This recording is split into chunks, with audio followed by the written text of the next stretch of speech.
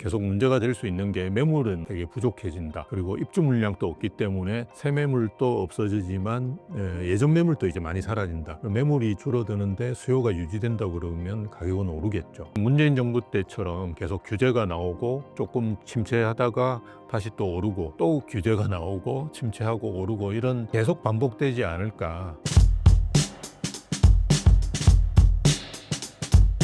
6월 대선 이후 서울과 수도권, 지방의 집값은 어떻게 전망하시나요?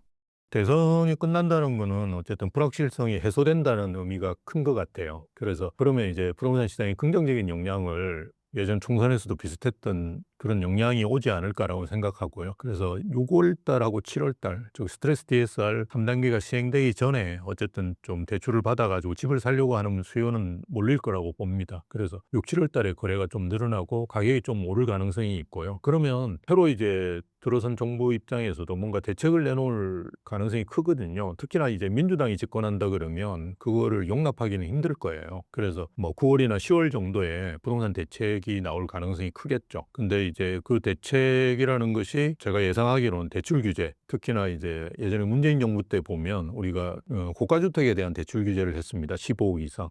근데 좀 높이겠죠. 한 20억 정도 이상에 대해서는 대출을 안 해준다. 뭐 이런 대출 규제가 나올 가능성이 있다라고 보고요. 또 하나는 이제 토지거래 허가제는 바로 사용하기 힘들겠지만 우리가 투기과열지구라든지 조정 대상 지역은 넓힐 가능성이 있다. 그래서 최근에 많이 오르고 있는 그나마 이제 강남 다음으로 많이 오르고 있는 데가 마포, 뭐 성동, 동작, 광진 이런 한강벨트입니다. 뭐 이런 쪽은 선별해서 투기과열지구라든지 이런 걸 지정하지 않을까라는 생각이고요. 이거는 뭐 국토부에서 하는 건 아닌데요. 그 토지거래 허가제 같은 경우는 이제 9월에 만료가 됩니다. 그래서 뭐 어떤 방식으로든지 뭐 연장을 할지 뭐 바꿀지 이런 걸 해야 되는데 해제하기는 힘들 거예요. 그래서 예전과 같이 동별 전환이 가장 합리적이지 않을까. 예전에 잠산, 대청, 아비어 목성, 목성처럼 그렇게 동별로 이제 전환되는 방식으로 강남이라든지 서초구 같은 데는 좀 하지 않을까라는 생각을 가질 수 있고요. 뭐 이렇게 이제 규제가 어느 정도 나온다 그러면 뭐 시장은 어쨌든 조금 얼어붙겠죠. 얼어붙지만 사실은 내년 초 되면 다시 또는 은행에서 지금 영업을 활발하게 영업 활동을 하듯이 내년에도 다시 이제 대출 한도가 세팅이 되면 은행에서 내년 초부터 영업을 활발하게 할 거예요. 그러면 가격이 또 조금 오르겠죠.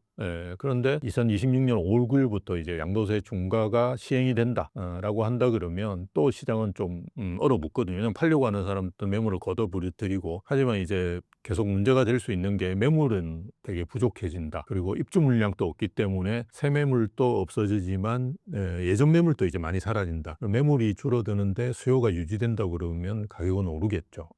그래서 예전 문재인 정부 때처럼 계속 규제가 나오고 조금 침체하다가 다시 또 오르고 또 규제가 나오고 침체하고 오르고 이런 계속 반복되지 않을까. 뭐 그렇게 예상해 볼 수 있겠죠.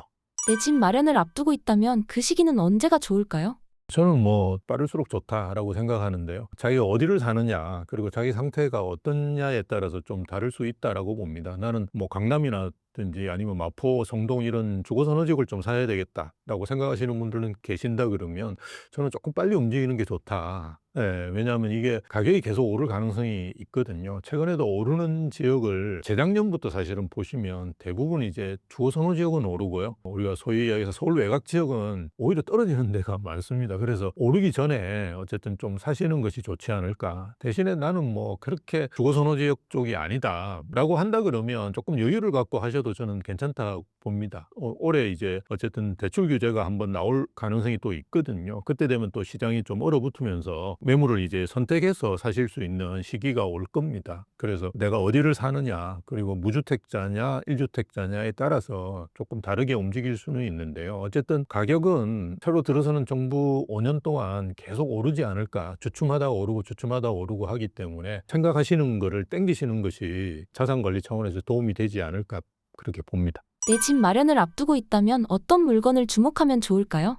예, 무주택자분들은 어쨌든 뭐 처음 이제 이걸 사시는 분들이니까 제가 생각할 때는 입주장이 최근에 서울이나 서울 외곽 쪽에서 서울 말고 이제 경기도 쪽에서도 많이 있습니다. 그래서 우리가 대표적으로 이제 광명 뉴타운이라든지 이문 휴경 뉴타운, 천원 뉴타운 이런 데들이 나오고 있고요. 또 뭐 많이 알려져 있지는 않은데 의왕에도 보면 이렇게 입주한 아파트들이 꽤 있습니다. 이제 그런 아파트들은 지금 이제 갑자기 이제 세대수가 많이 입주하니까요. 광명은 뭐 상당히 안 좋았고 예전에 마이너스 프리미엄이 있었는데요. 그게 이제 입주가 어느 정도 되고 나니까 지금은 이제 다시 이제 플러스 프리미엄으로 전환이 됐거든요. 예, 그런 걸 생각해 보신다 그러면 2027년까지 광명은 입주 물량이 많습니다. 그래서 본인 이제 자금 계획에 맞춰 가지고 시기적으로 좀 조절하셔 가지고 매입하실 수 있는데 그게 아마 끝나면 가격이 괜찮아질 겁니다. 그래서 2027년 전에 매입하시는 것이 좋을 것 같고요. 올해 이제 이문 휴경 뉴타운 같은 경우도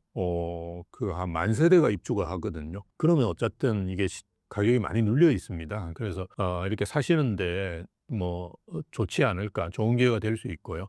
이런 건 어쨌든 우리가 분양권을 사는 거니까요. 계약금만 내고 나머지 중도금은 승계를 받으시면 되거든요. 근데 중도금 같은 경우는 우리가 DSR이 안 들어갑니다. 그래서 사회초년생들, 무주택자분들이 아무래도 이제 소득이 좀 약하시거든요. 그런 경우에 충분히 이제 하실 수 있는 여건이 되기 때문에 저는 괜찮다고 보고요. 뭐 의왕 같은 경우도 많이 추천드리는데요. 왜냐하면 최근에 과천이 정부에서 가장 상승률이 높습니다. 강남보다도 상승률이 높아요. 거의 5% 정도 되거든요. 지금까지 상승한 것만 해도 5% 정도 되는데요. 최근에 과천이 상승률이 높은 거는 이주를 하고 있습니다. 과천에 이제 그 주공 8구단지로 제가 알고 있는데요. 이주를 하고 이 세대가 큽니다. 그래서 이주를 하면 대부분 이제 근처로 가시거든요. 예, 그러면 의왕은 바로 밑에예요. 예, 그래서 새로 입주하는 아파트 같은 경우는 지금 이제 뭐 입주하기 때문에 뭔가 가격이 좀 저렴한 부분이 있는데요. 들어가시더라도 충분히 이제 전세를 메꿔 나갈 수 필요하면 사시기도 합니다. 대체주택 취득이라고 해서 그거는 이제 비과세거든요. 그래서 그런 차원에서 보면 뭐 괜찮은 지역이다라고 볼 수 있습니다. 그래서 무주택자분들은 지금은 이제 입주하는 아파트를 좀 선택해 보시는 게 좋은데요. 광명을 제외하고 나면 아마 올해 입주하는 물량으로 거의 끝납니다. 이제 그다음부터는 입주하는 물량이 거의 없어요. 그러면 가격이 오히려 오를 수 있으니까요. 올해 좀 그런 아파트들을 선택해 보시는 게 좋지 않을까 그렇게 봅니다. 이재명 후보의 부동산 규제하지 않고 공급 늘린다 공약의 실현 가능성과 시장에 미칠 영향을 어떻게 보시나요? 시행 가능성은 없다. 이렇게 생각하시고 움직이시는 게 좋습니다. 우리가 3기 신도시를 생각해 보시면 되는데요. 이재명 후보가 지금 4기 신도시 한다고 이야기를 하는데요. 3기 신도시가 언제 했냐?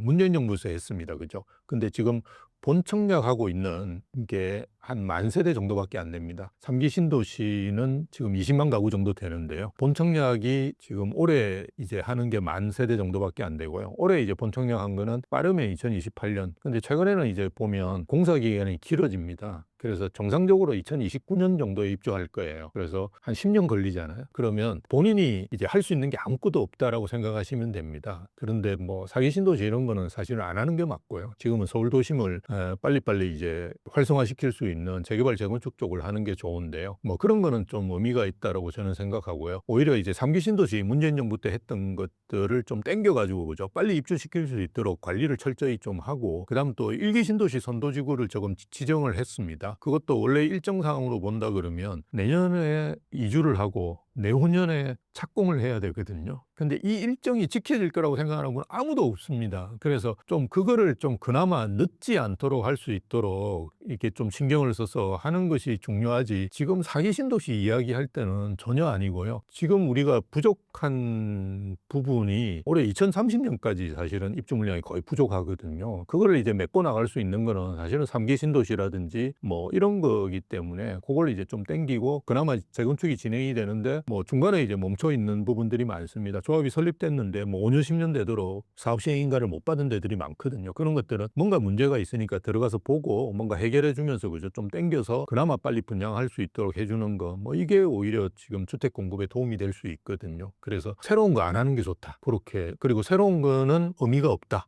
그렇게 생각하시면 됩니다. 예. 여야 후보를 막론하고 GTX 이야기가 빠지지 않는데 시장에는 어떤 영향을 미칠까요? 그러니까 이게 왜 그걸 하느냐. 3기 신도시를 만들었잖아요. 그럼 뭔가 연결시켜야 되거든요. 그리고 또 사기신 도시를 만들면 또 연결시키면 GTX를 막 촘촘히 만드는 건데 그 GTX의 의미를 우리가 다시 좀 생각해 볼 필요가 있을 것 같아요. 예, 그래서 GTX라는 거는 서울 도심과의 접근성을 강화하기 위해서 그렇게 만드는 건데요. 우리가 그 서울 위쪽에서도 뭐 이를테면 파주 운정 나중에 이제 다 뚫리면 강남까지 오는 게 2~30분 만에 오거든요. 근데 그걸 계속 늘려가지고 중간에 역을 만들고 그죠? 이렇게 촘촘히 만들면 이거는 전철이나 마찬가지거든요. 이제 그렇게 안 하는 게 좋습니다. 그나마 이제 좀 GTX가 의미가 있는 게 도심 접근성을 굉장히 빠르게 한다는 거거든요. 지금 아직 우리가 삼성역이 뚫리지 않아서 파주 운정에서 뭐 이렇게 뚫렸는데도 왜 가격이 안 오르느냐 이렇게 이야기하시는 분이 있는데요. 삼성역 뚫리는 게 핵심이지 않습니까? 예, 그래서 그런 점들을 고려해 본다 그러면 저는 뭐 일정 부분 의미는 있다고 봅니다. 대신에 이걸 촘촘히 까는 순간 사실은 전철이 되어 버리거든요. 그래서 우리가 표정 속도라고 이야기하는데요. 저 밑에 대심도로에서 40m로 뚫는 게 GTX, 뭐 신안산선, 월판선 이런 것들은 되게 의미가 있습니다. 왜냐하면 속도를 엄청나게 단속시키는 거니까요. 근데 전철로 만들어 놓으면 사실은 뭐 큰 의미가 없습니다. 예, 그래서 이걸 전국적으로 까는 거는 저는 의미가 없고요. 대신에 이제 지방의 경우에도 저는 이런 GTX 비슷한 게 필요하다라고 봅니다. 대신에 지방의 경우에는 메가시티라고 최근에 이제 거점 도시 이야기가 많이 나오지 않습니까? 영남이다 그러면 우리가 부산 또는 대구를 중심으로 해서 이걸 다시 깔아야 돼요. 그래서 부산에서 뭐 1시간 내에 30분 내에 모든 것들을 연결시킬 수 있는 그죠? 뭐 이런 것들을 하는 거는 지역 균형 발전 차원에서 의미가 있는데요. 전국을 다 하겠다 하는 거는 정말 도움이 안 됩니다. 예, 그래서 그렇게 좀 뭐 지금은 이제 표를 얻기 위해서 그렇게 하더라도 사실은 현실 가능성도 별로 없고요. 그거 까는데 돈이지 않습니까? 그래서 좀 그렇게 안 하는 게 좋지 않을까 그렇게 봅니다.